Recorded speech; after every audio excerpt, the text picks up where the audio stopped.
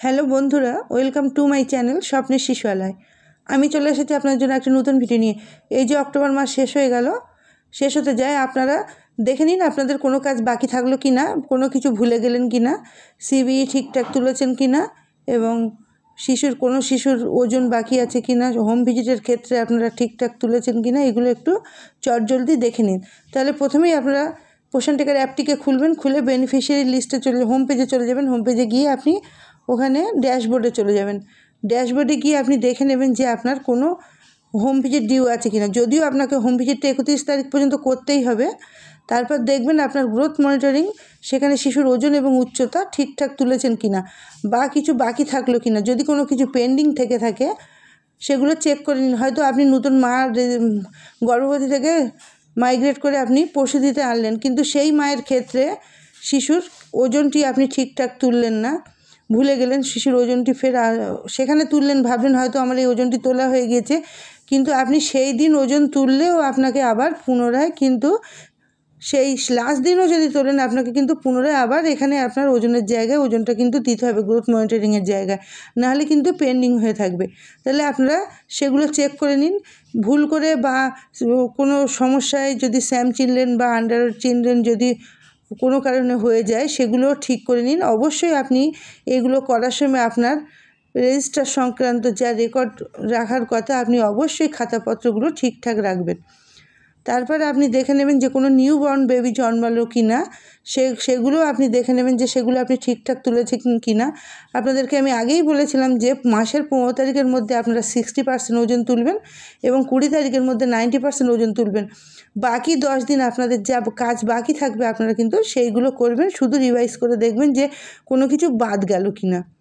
সুতরাং আশা করি আপনারা সেগুলো করেছেন। তাহলে দেখে নিন এখন যে আর কি কিছু বাকি আছে কি না। বেনিফিশিয়ারি লিস্টে চলে যাবেন, গিয়ে সেখানে দেখবেন যে শিশুর ফেস ক্যাপচার, ইকেওয়াইসি বা রেজিস্ট্রেশন বা মোবাইল ভেরিফিকেশান কিছু বাকি রয়ে গেল কি না, আপনি সেগুলো চেক করে নেবেন। প্রসূতি মা, গর্ভবতী মা এবং চিলড্রেন 6 মাস থেকে অনেকে কিন্তু, অনেক দিদিভাইরা কিন্তু ল্যাকটেটিং মায়েদের ক্ষেত্রে কিন্তু ইকেওয়াইসি ফেস ক্যাপচার করেছেন, কিন্তু 0 থেকে 6 মাসের শিশুর অনেকে ফেস ক্যাপচার বা ইকেওয়াইসি করেননি। হয়তো ভেবেছেন বেনিফিশিয়ারির জায়গায় ল্যাকটেটিং মাদের যেহেতু নেওয়া হচ্ছে, সেখানে শিশুগুলোর করতে হবে না, এরকম অনেকে করেছেন। সেগুলো তারা কিন্তু তাড়াতাড়ি ঠিক করে নিন যে 0 থেকে 6 মান্থসের শিশুর, তাদের ক্ষেত্রেও একইভাবে প্রতিটা বাচ্চা বা মায়ের যেমন করা হবে, ল্যাকটেটিং মায়েরও করতে হবে। কিন্তু সেই মায়ের যে শিশু থাকবে, মেল ফিমেল যাই থাকুক না কেন, তাদের ক্ষেত্রে কিন্তু ইকেওয়াইসি এবং ফেস ক্যাপচার করতে হবে। এখানে যদি কোনো কারণে তার মায়ের সঙ্গে হতে সমস্যা হয়, তাহলে তার বাবার দিয়ে করে দেবেন। আর বাবার দিয়ে যদি না হয়, যে কোনো তার পরিবারের দাদু, ঠাকুমা, কাকা, জেঠু, যে অভিভাবক থাকবে তাদের দিয়ে ও করে দিতে পারবেন। তাহলে এইভাবে আপনারা প্রত্যেকটা চেক করে নেবেন যে সব ঠিকঠাক হলো কি না, সব ঠিক আছে কি না। শিশুদের ক্ষেত্রেও দেখে নেবেন যে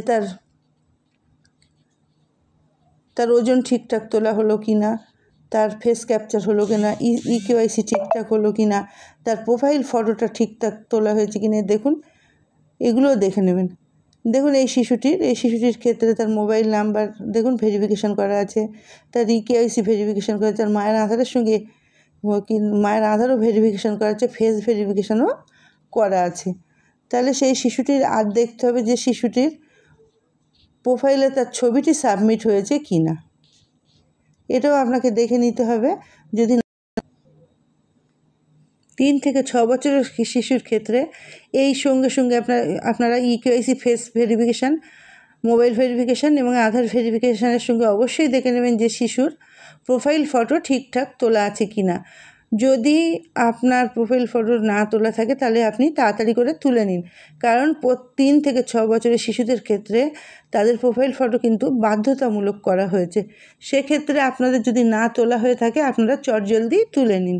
তারপরে আপনি দেখে নেবেন সিবিই ঠিকঠাক তুলেছেন কিনা। তাহলে আমরা চলে যাব ইভেন্টসের ক্ষেত্রে ঠিকঠাক তোলা আছে কিনা। তাহলে আমাকে যেতে হবে কোথায়, আমাদের মোর অপশানে যাব।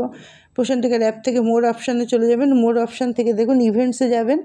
ইভেন্টসে যাওয়ার পর প্রথমেই আপনি দেখে নেবেন যে VHSND আপনি ঠিকঠাক তুলেছেন কিনা। এই মাসে অনেক ছুটি ছিল, যার জন্য ভিএইচএসএনডির ডেট পরিবর্তন হয়েছে, সুপুষ্টি এবং ইসিসিইর ডেটও পরিবর্তিত হয়েছে। সুতরাং আপনারা যখন তুলবেন এগুলো খেয়াল করবেন। যেহেতু 20 তারিখ ইসিসিই ডে হওয়ার কথা ছিল, সেক্ষেত্রে কিন্তু ওটি হয়নি। ওই দিনকে কালী পুজো থাকায় 22-23 তারিখে 21-22-এ হয়েছে। সুতরাং আপনারাও কিন্তু তোলার সময় সেই ডেটটা অবশ্যই খেয়াল করে তুলবেন। আপনি হয়তো অনেক সময় ভুল করে 20 তারিখে তুলে দিবেন, তাহলে কিন্তু হবে না। ওই দিনকে কিন্তু ছুটি ছিল, প্রত্যেকে খেয়াল করবেন।